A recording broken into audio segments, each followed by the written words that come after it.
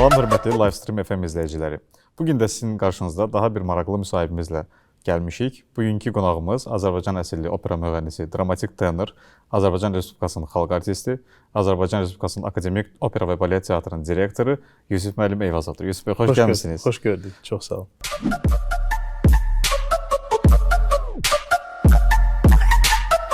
Bugün sizinlə çox maraqlı müsahibəmiz olacağından əminəm. Ümid edirəm.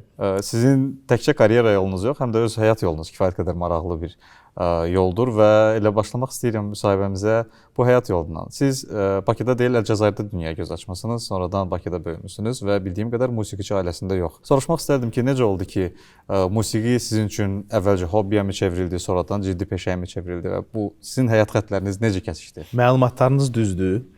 Bəli, mən Bakıda doğulmamışam, çünki valideynlərim o vaxtı Sovet vaxtında, Sovet İttifaqı vaxtında Əlcəzairdə işləyirlər, amma Azərbaycanlılar ikisi də. Təzə evlənib ora gedəndə biz də orada doğulduq. 2 yaşım var idi Bakıya qayıdanda artıq. Sonra Bakıda məktəbə getdim. Əlbəttə ki, ailəmizdə heç bir musiqiçi yoxdur və olmayıb heç vaxt. Hamısı həkim və yaxud müəllim istiqamətində çalışırdılar və bu istək məndə yarananda biraz belə hamı qəribə baxırdı ki, sən mamamın da bir dənə sözü vardı ki, yaxşı sən tutaq ki, indi oxumaq istəyirsən, amma pulu necə qazanacaqsan? Çünki bizim ümumiyyətcə psixologiyada müğənni pul qazanmaq üçün ya gərək toya getsin, ya gərək opera sənətindən, ciddi bir sənətdən pul qazanmaq olmur. Belə deyə belə psixologiyamız var. Artıq o istiqamətdə inkişaf eləmək istəyirdim və 97-ci ildə qərar verdim ki, gedim İtaliyaya.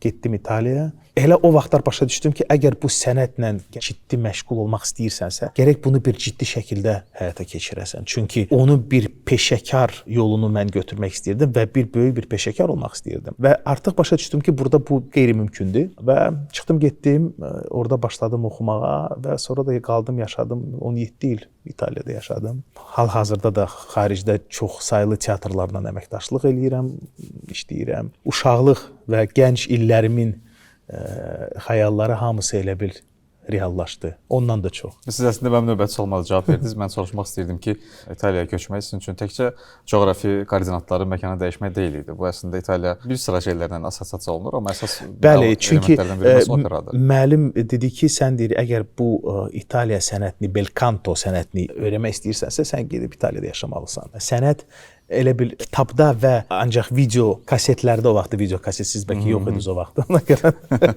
bilməzsiniz. Siz də var idi. Lap yaxşı.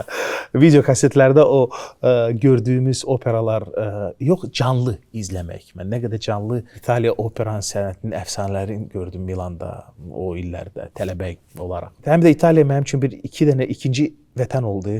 İkinci ev oldu. Əlbəttə ki, mənim vətənim Azərbaycandır, amma mən İtaliyanı ikinci vətən kimi qeyd eləmək istəyirəm. Çünki bütün mənim gənc illərimin xəyallarının reallaşmasında İtaliyanın böyük bir rolu oldu.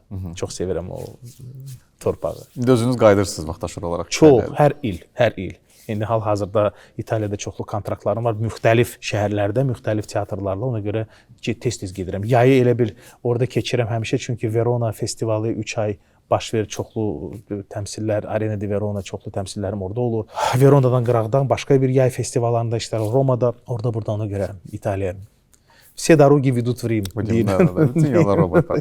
Ümumiyyətlə, təkcə İtaliyada yox, dünyanın bir çox məşhur səhnələrində çıxış etmişsiniz. La Scala'da, Metropolitan Operada, Viyanada. Bu səhnələrdən hansı sizə sanki bir özünüzü evinizdə hiss edirmiş kimi bir hissiyat verir? Bilirsiniz, elə bir məkan yoxdur. Çünki biz opera sənətçiləri kimi ölkə və teatr tez-tez dəyişirik. Əgər mən tutub desən ki, bax mənim ən sevimli teatrım budur, o birisləri inciyəcək. O da düzgün olmaz, çünki hər bir teatrın, hər bir opera teatrın bir öz qaydaları var, özünə məxsus bir tamaşaçısı var, iş tərzi, sistem eynidir hər yerdə. Məsəl üçün, sistem amma insanlar fərqlidir. Məsəl üçün, indi İtaliyada daha da çox tradisiya üzrə teatrlar çalışır. Almaniyada bir çox belə soyuqluq var sistemdə, amma o da heç problem deyil, çünki məsəl üçün Almaniyada və Avstriyada teatrların çox dəqiq şəkildə işləməsi var. Ona görə hər bir yerin bir özünə məxsus bir mədəniyyəti və iş tərzi var. Bizim üçün hər ay biz məkan dəyişirik elə bil də. Biz 2 həftə, 3 həftə, maksimum 1 ay bir teatrda çalışıb təmsilləri verib gedirik. Ona görə hər yeri sevirəm. Londonu çox sevirəm məsəl üçün. Madrid çox gözəldir, Barselonadır, Milandır, həmən də La Scala'da çox hər il çıxış eləyirəm. Romada, Napoli, yəni bu şəhərlərin sayı sonsuzdur. Ona görə bir dənə belə məkan götürüm ki, bu ən sevimli teatrımda deyə bilmərəm. Bəs tamaşaçıda fərq varmı? Hansısa bir ölkənin məsələn deyəsiniz ki, var, bu ölkənin tamaşaçısı çətindir. Var. İtalyan tamaşaçısı istiqanlıdır, amma çətindir. Səni qəbul eləyirsə eləyir. Almaniyada çox belə soyuqqanlı yanaşırlar, amma sonra yenə də axırda alqışlayırlar. İtaliyada belə bir tradisiyalar var ki, operanın elə ortasında alqışlayırlar. Qoymurlar məsələn ariyanı qutarasın, elə onların xoşuna gəlir ki, ariya qutarmamış başlayırlar alqışlamağa. Almaniyada, Avstriyada belə bir şey yoxdur.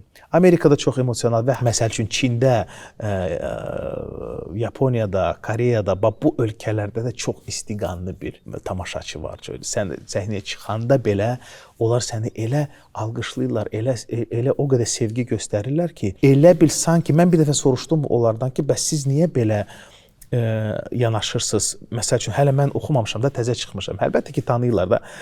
Onlar deyirlər ki, biz belə sizə təşəkkürümüzü bildiririk ki, o boyda yolu görüb gəlmisiniz bura. Çox vacib bir şeydir və mən orada doğrudan da çox mənə belə qəribə gəldi. Həm Latin Amerikasındadır, həmən şeydir. Santiago de Chile, Braziliyada, Peru, Lima, Mexico. Bax, bütün bu ölkələrdə çox istiqanlı şəkildə səni qarşılayırlar. Çünki yol uzundur. Hər adam ora getmir də. İndi məsəl üçün həmən öz aramızda deyək, həmən pulu mən Avropada da qazana bilərəm də, amma yenə də orada da tamaşaçım var. 2 ildən bir o tərəflərə gedirəm. 15, 16, 17, 20 saat bəzən təyyarədə keçirik və onlar onu sənə necə bir çox sağ ol kimi qarşılayırlar. Canlı temperamenti hiss olunur. Var. Bizim aramızda Azərbaycanlılarla İtalyanlar arasında müəyyən bir oxşarlıq var. Var, oxşarlıq var, hə. Doğmalıqda. Dava eləyəndə, asılən. Tək olmasın davalar. Tək olmasın. Yusuf bəy, siz ümumiyyətlə bu çıxış elədiyiniz operalarda, tamaşalarda, istər Turbadur olsun, Aida olsun, Manon Lescaut olsun, müxtəlif personajları canlandırmısınız, ifa edirsiniz. Bu personajlarla sizin aranızda, yəni hansısa bir personajın hansısa bir xasiyyəti Yusuf bəyin xasiyyətinə oxşuyurmu? Yusuf Eyvazovun xasiyyətinə oxşuyurmu? Yaxud da siz seçəndə bunu nəzərə alırsınızmı? Bilirsiniz, çox çətin bir sualdır. Çünki mənim, məsəl üçün, ən sevdiyim personajlarından biri German, Dama de Pika və Dama operasında Çaykovskinin ən sevdiyim belə bəlkə də. Amma məndən onda heç nə yoxdur və ondan da məndə heç nə yoxdur. Bu biraz qəliz məsələdir. Çünki əgər mən öz qəhrəmanımı operada Yusif Eyvazov kimi ifa eləsəm və öz hissiyatlarımı ona qoşsam və onun yaşadığı hissiyatları mən öz üzərimə götürsəm, dəqiq alınmaz və bizim əsas məsələmiz, əsas məqsədimiz tamaşaçını inandırmaq. Bunun ancaq bir yolu var. Cavaradossi, Degrye və German onun həyatını Yusif necə yaşayardı? Hansı o problemləri yaşayanda hansı həllini Yusif tapa bilərdi?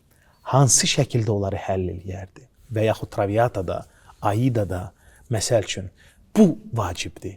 Ona görə onların həyatını onlar kimi yaşamaq və Yusifin həyatını German kimi yaşamaq lazımdır. Bax, Yusif Germanın vəziyyətinə düşsə, hansı həlli tapacaq idi?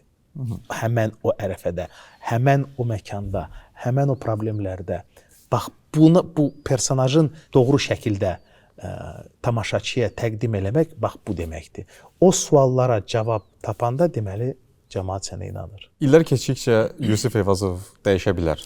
Bəs sizin oynadığınız obrazlar dəyişirmi? Məsələn, German dəyişirmi? Yox.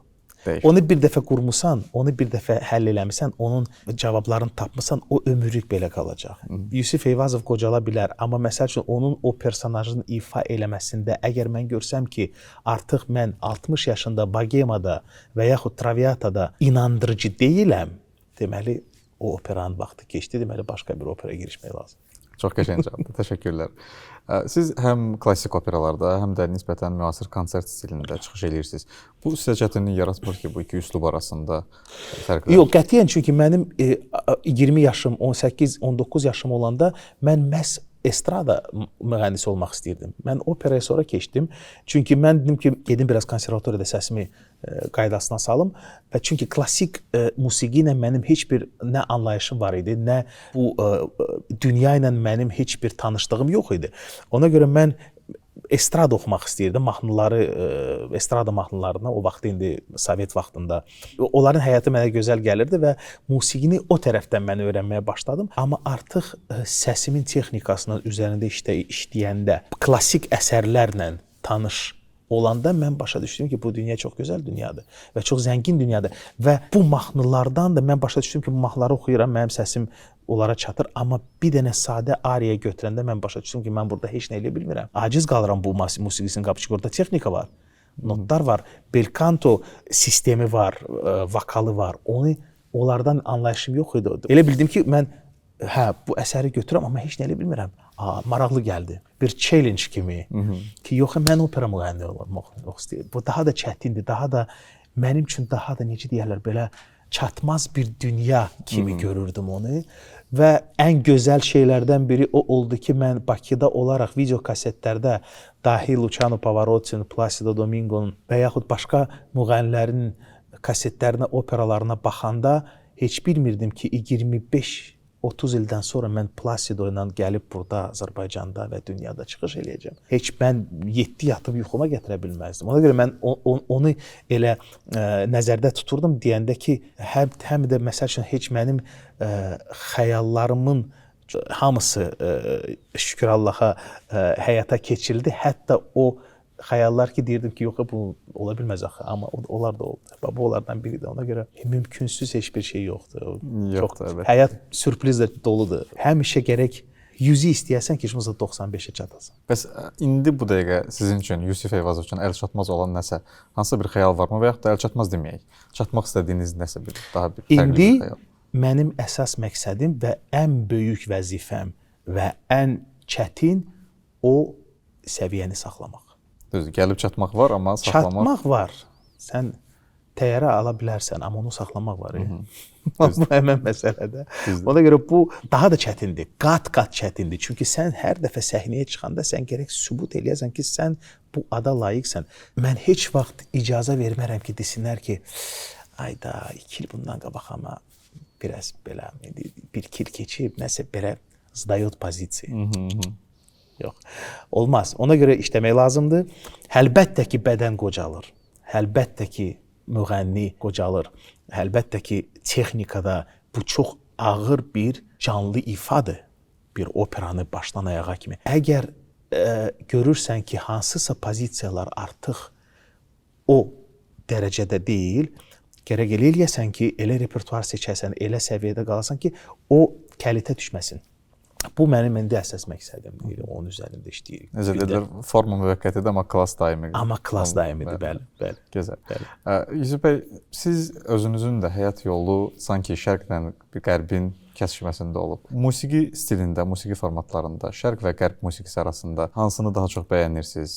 Bilirsiniz, Sadiq, biz bəxtəvər insanıq, çünki bizim peşəmizdə elə bir dil yoxdur. Musiqinin bir dili yoxdur. Musiqini dinləyəndə onu başa düşmək üçün sən dil bilməyə də bilərsən. Musiqi ola bilər İtalyan dilində, fransız dilində, alman dilində. Özünə məxsus musiqinin bir, mən dil demək istəmirəm, o emosiyanın insanlara çatdırması vasitələri var.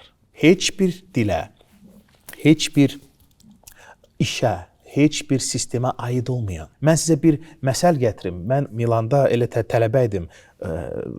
Общежитиеdə qalırdıq. Bir dənə rus oğlan qonşum var idi.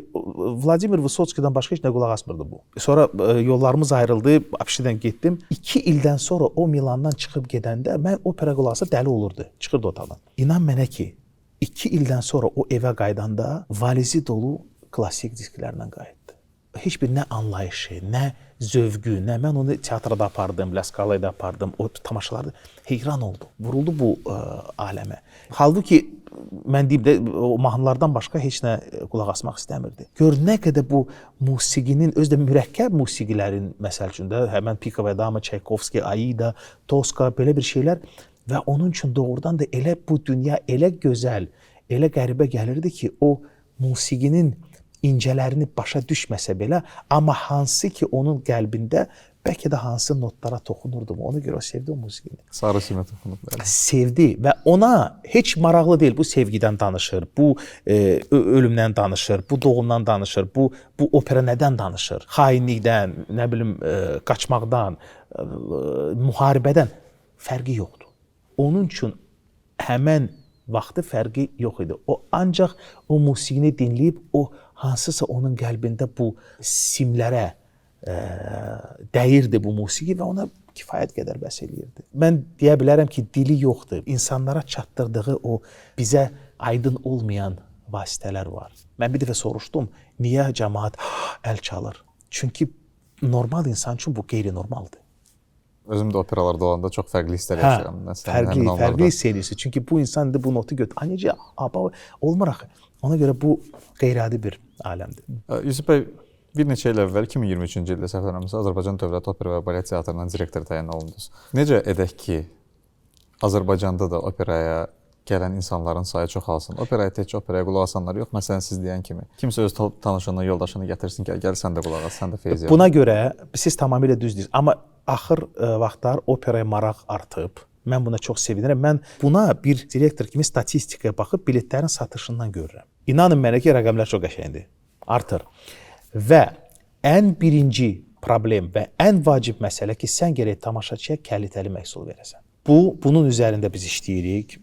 Mədəniyyət Nazirliyinin köməyi ilə və sağ olsunlar doğrudan da bizim gözəl nazirimiz var, Adil Müəllim Kərimli. Çox bizi dəstəkləyir və bizə kömək eləyirlər ki, biz bu inkişaf tərəfə gedək. Çünki əgər mən sabah opera teatrında kalitəli bir tamaşa göstərirəmsə, inanın mənə ki, biletlər də alınacaq, tələbat da olacaq, cavanlar da gələcək. Amma əgər mən opera teatrına gəlirəm, orada köhnə səhnələr, qırılmış stullar, akustika yox, orkestr pis, əlbəttə ki, mənim kimisə ora gətirdiyimin nə yeri var, nə o insanı gətirsəm belə, deyəcək, məsələn, hara gətirmirsən məni. Amma gəl indi o gözəl Aidanı göstər onu teatrda, orkestr gözəl ifa eləyir, tamaşa qəşəngdir, effektlərlə artistlər qəşəng oxuyur, elə də gələrlər ki. İkinci dəfə özü təklif edir. 100%.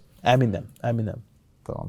Ümumiyyətlə bu Azərbaycan opera sənətinə də göstərdiyiniz, verdiyiniz töhfə üçün təşəkkür edirəm sizə. Mənim borcumdur. Bu mənim borcumdur. Çünki bu mənim ölkəmdir, bu bizim teatrdır, mən bu ölkənin vətəndaşıyam və bir dünya səviyyəsində işləyən bir opera müğənnisi kimi mən istərdim ki, əlbəttə ki, Azərbaycanda da belə bir opera teatrı olsun və olacaq. O səviyyədə və onun üzərində işləyirik. Hasan proses deyil, tezliklə həyata keçirilən proses deyil, amma o artıq onun üzərində işləməyə başlamışıq və yaxşı, gözəl nəticələr var. Ağlınızda bir çatmaq istədiyiniz dünya opera səhnəsində, xəritəsində, məsələn, Azərbaycan Dövlət Opera və Balet Teatrına çatdırmaq istədiyiniz bir nöqtə varmı? Bax, məsəl üçün, siz mənə deyin də, Münxen olsun, Berlin olsun, Viyana olsun, Milan olsun, hamısı yarayır. Lüboy. Gözəl. İnşallah ki, görəcəyik. İnşallah, olacaq, inşallah. Son olaraq, İzləyicilərinizə çatdırmaq istədiyiniz hansısa bir mesaj varmı? İzləyicilərə nə mesaj çatdırmaq istəyirəm? Nə edirsinizsə sevgi ilə edin. Məncə, hansı bir işə girişirsinizsə, hansı bir peşədə çalışmaq istəyirsinizsə, o peşəni sevməlisiniz, məncə. Çünki əgər insan öz işini, öz peşəsini, öz vəzifəsini, öz işlərini sevməsə və sevgi ilə, qayğı yanaşmasa, inkişaf olmayacaq. Biz görürük necə bizim gözümüzün qabağında bizim dahi və gözəl prezidentimiz var. Necə yanaşır öz işinə, bax. Gözümüzün qabağında belə bir ibrət var və ona görə biz bu nəticələrə bir ölkə kimi, bir hökumət kimi nail oluruq. Ki bizim ölkəmizdə hər şey var. Dəniz deyirsən var, dağ deyirsən var, resurs olur, hər şey var. Onları yavaş-yavaş düzgün şəkildə yanaşma və işləmək lazımdır. Və bu mənim ən böyük arzumdur. Görürüm ki, mənim də ölkəmdə Almaniya gələndə, İtaliya gələndə, Fransa gələndə görürüm necə gözəl sistemlər çalışır. Mən istərdim ki, mənim də ölkəmdə belə bir gün belə bir, amma gedirik, o tərəfə gedirik yavaş-yavaş inşallah. Arzum budur.